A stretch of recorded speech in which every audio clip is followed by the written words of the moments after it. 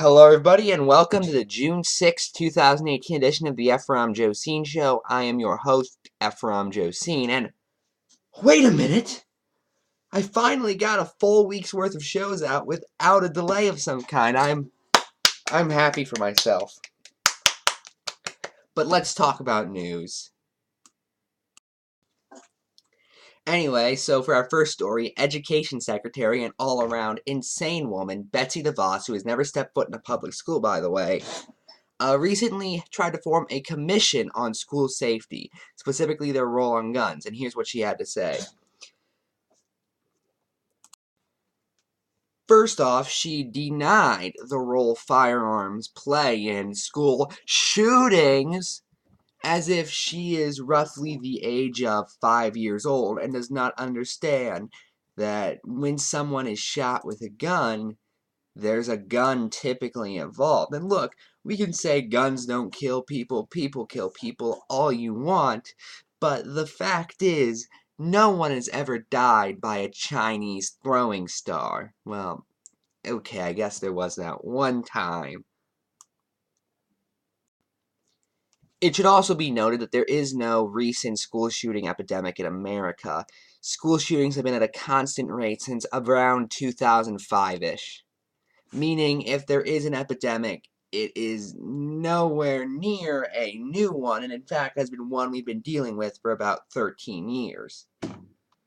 It's just now Ritalin is being prescribed more, so apparently that's the problem, at least according to the traitor, Oliver North. I'm sorry, I'm still on that a few weeks later. You know, it's one of those statements that rings in your head a little bit and you can't get it out. I have an article over at ephromjosine.blogspot.com thoroughly debunking the arguments people like Bill Mitchell, Candace Owens, and Charlie Kirk make, that it's the media's fault, or Ritalin's fault, or Trenchcoat's fault, ooh. So I'll just link those below. I also have one debunking the idea that it has something to do with morality, which usually just means religion.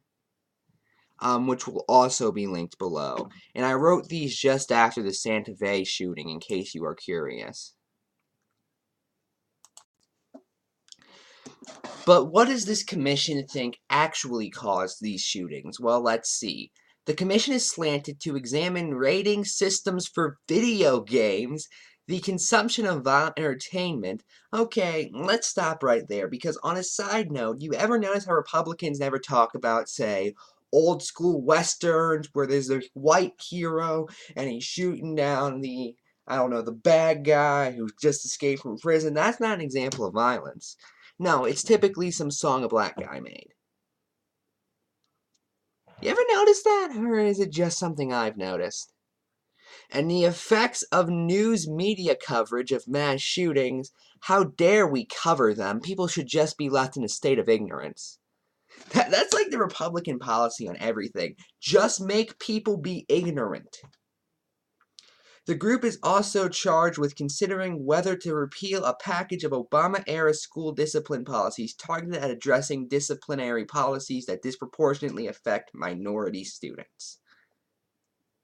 So, I guess it's all just one big coincidence then. Also, some want me to talk about Kim Kardashian getting some woman pardoned or something.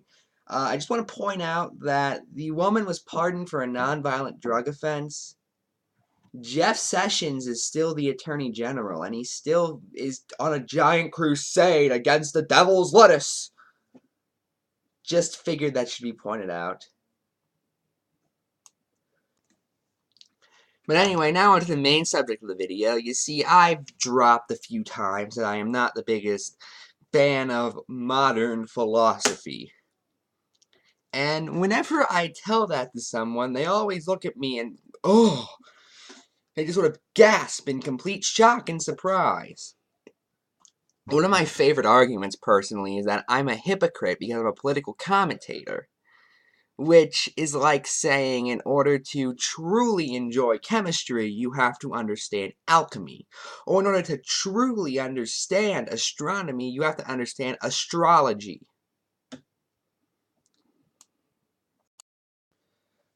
But anyway, apparently PBS, which for some reason also has sponsorships, even though they are public, but they have a series called Crash Course that's uploaded to its own YouTube channel. One of them is specifically dedicated to philosophy. Now, there are 46 videos in their Crash Course Philosophy playlist, and it hasn't been updated in about a year, so I can assume either the series is done, or they just lost interest. I'm going to cover the first one now. I know it's a few years old, but hey, might as well explain the issue, because this is the one they always link to me, too. So, we're going to make fun of this couple-year-old video, and you know what? If this actually gets enough of a response, maybe I'll move on to their other videos. Who knows?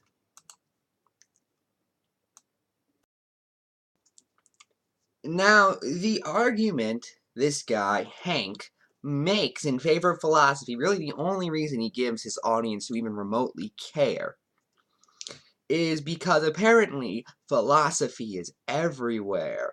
I bring him back to my alchemy or astrology examples earlier. But for that matter, has this argument ever actually convinced anyone?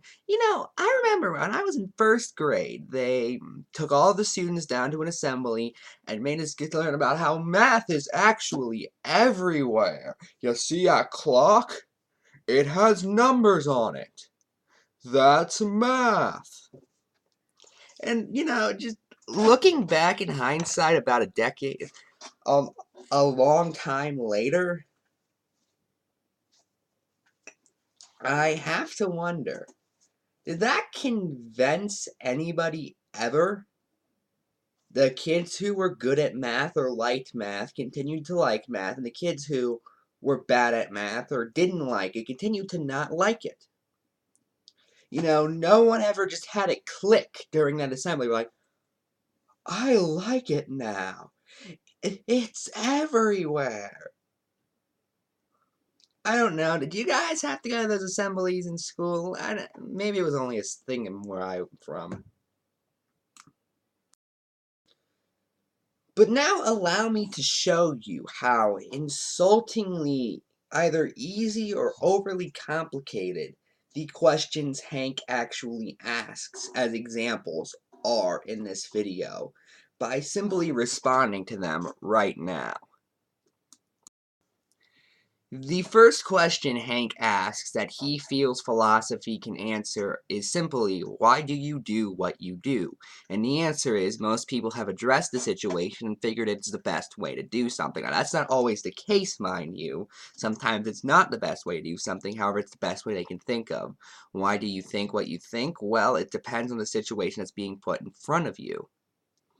And why do you feel what you feel? That can be answered through chemical reactions. I can explain why you feel pain or happiness or sadness or love or anything without the need for any philosophical worldview.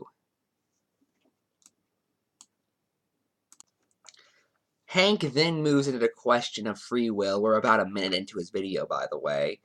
And this, I simply ask this to anyone who does not believe in free will. How did you come to that conclusion? Exactly. Okay, that's a little bit dismissive, I understand, but it's just a very silly question. At least in my mind. And something that, well, we can't answer. And some may say, well, that's the point of philosophy, and you just figured out my issue with it. There are things that we can answer. Questions need to have answers to be worthwhile questions. If you cannot answer a question and you do not have the knowledge to answer it, you should find someone else who can answer that question. And then see what they think. But, okay, the problem with philosophy is you cannot objectively answer it. It's really that simple. I know a bunch of philosophers are going to tell me I just don't understand and I'm just not intelligent enough. And I need to watch more Frasier, the smartest show on television. And, okay, maybe you're right, or maybe I just like my reality to be objective, personally. And Hank's next philosophical quandary completely relies on you believing there is no free will. However, it is such a silly and yet obvious question, I feel the need to address it. If I'm not truly free to make my own decisions or choose my own actions, then how can I be held accountable for them? Well, it's very simple. Holding people accountable for actions teaches them decisions that are bad, and as such, even if we say you are not truly free to make them, those past experiences lead to you making new decisions. And for that matter, let's say you commit theft as an adult.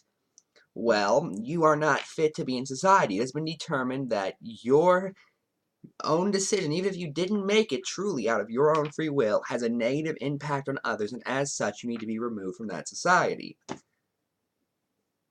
Or essentially, just bad people go to prison. You see, that's another thing about philosophy. You can really answer most of their questions just by explaining simple things in slightly more complex ways. Actually, the free will thing kind of relies on whether or not you think philosophy is useful. And I find it funny how many philosophers think free will is not a thing. Because later in this very same video, Hank describes logic as a philosopher's toolbox, according to him. So I have to ask, logic applies to, well, thinking. You have to be able to think logically. You can't be subconsciously logical.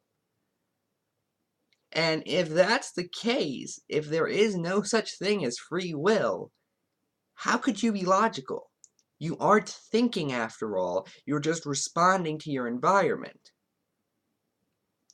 At least I think that's what they're saying. These ideas are also, I don't know. Hank describes philosophy also as trying to answer unanswerable questions, which is just a paradox, and trying to answer questions that have plagued geniuses for thousands of years, which, am I the only one who finds that to be a little pretentious? Oh, why these thousands of years of study and research couldn't have figured it out, but I, some random guy on YouTube, have after watching Crash Course. What is philosophy? Crash Course Philosophy #1. Look, I've been sitting here ranting for close to 8 minutes now about this video. And quite frankly, it's because the ideas it pushes are, or the concept really it pushes is just nonsense. So what's the moral here? Well, it turns out philosophy is a bunch of upper-class white liberals asking questions that either make so little sense they can't actually answer them by their own admission, or questions they probably could answer but don't really want to. Now buy their books. I'm Ephrom, and good night.